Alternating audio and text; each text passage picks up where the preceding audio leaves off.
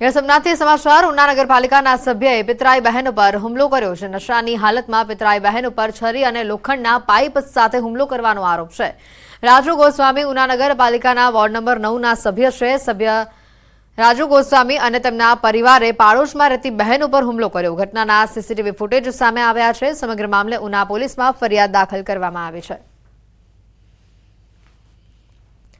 નગરપાલિકાના સભ્યોના આ દ્રશ્યો સામે આવ્યા। નશાની હાલતમાં રાજુ ગોસ્વામીએ હુમલો કર્યો। તેણે અને તેના પરિવારના સદસ્યોએ ભેગા મળીને આ હુમલો કર્યો હોવાનું સામે આવી રહ્યું છે। ઉના પાલિકાના વોર્ડ નંબર 9ના તે સભ્યો છે। સમગ્ર ઘટનાના સીસીટીવી સામે આવ્યા છે। સીસીટીવી ફૂટેજના આધારે પોલીસ દ્વારા સમગ્ર મામલે કાર્યવાહી હાથ ધરાઈ છે।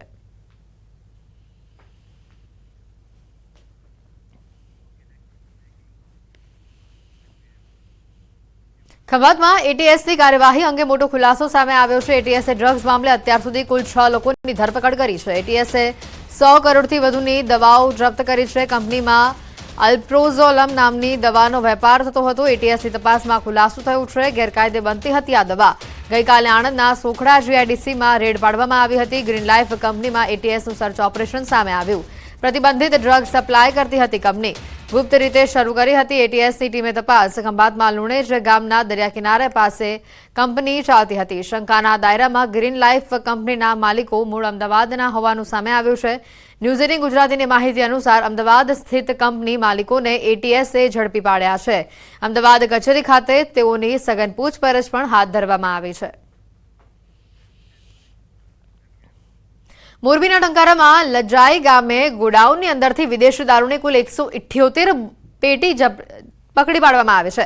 બાતમીના આધારે ગોડાઉનનું તાળું તોડીને પ્રવેશ કરવામાં આવ્યો હતો। ટાઇલ્સના બોક્સની અંદર છુપાવેલા 11,81,000નો આ વિદેશી દારૂ પકડી પડાયો છે। ગોડાઉન ભાડે રાખનાર કમલેશ કુમાર તેમજ વિદેશી દારૂનો જથ્થો મોકલનાર વિરુદ્ધ હાલ ગુનો દાખલ કરવામાં આવ્યો છે।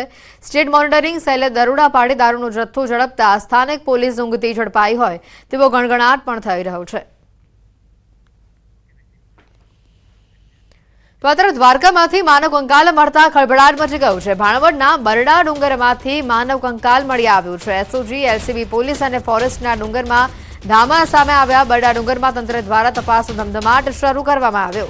કંકાલને લઈને એફએસએલ ટીમની મદદ લેવામાં આવશે। બરડા ડુંગર વિસ્તારમાં અવરજવર પર હાલ રોક લગાવવામાં આવી હોવાની માહિતી સામે આવી છે। કેટલા સમય જૂનું છે માનવ કંકાલ તેને લઈને પણ તપાસ કરવામાં આવશે। કોનું છે તેને લઈને પણ તપાસ કરવામાં આવશે। વધુ માહિતી મેળવીશું। મુકુંદ જોડાઈ ચૂક્યા છે ફોન લાઈન પર સંવાદદાતા। મુકુંદ, જે રીતે આ માનવ કંકાલને લઈને વિગતો આવી રહી છે, કોનું છે, કેટલા સમય જૂનું છે આ માનવ કંકાલ તેને લઈને કોઈ માહિતી આવી છે સામે?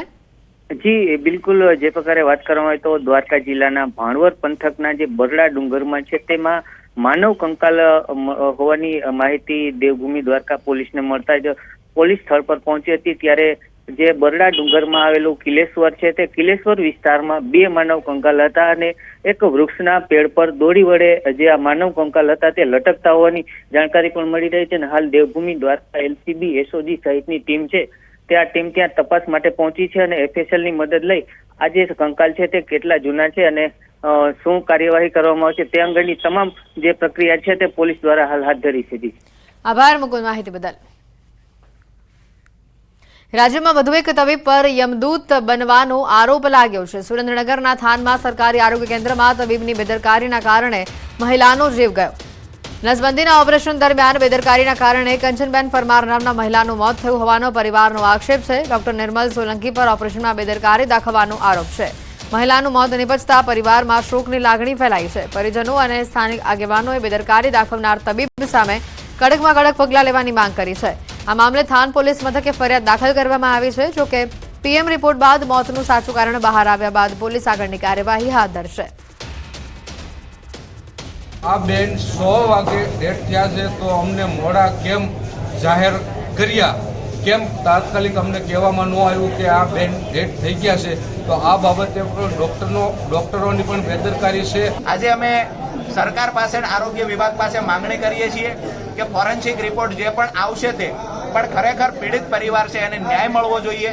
અને આવા જે ડોક્ટરો છે પોતાની બેદરકારીથી કોઈ પણ બહેનનું જીવ લઈ શકે છે, આવા ડોક્ટરો ઉપર કડકમાં કડક કાર્યવાહી થવી જોઈએ અને પરિવારને ન્યાય મળવો જોઈએ। જે પણ પરિવારજનો છે એમનું એવું કહેવું છે કે જે પણ ડોક્ટર ઓપરેશન કરતા હતા એમના નેગ્લિજન્સીના કારણે આ સમગ્ર બનાવ બનેલો છે।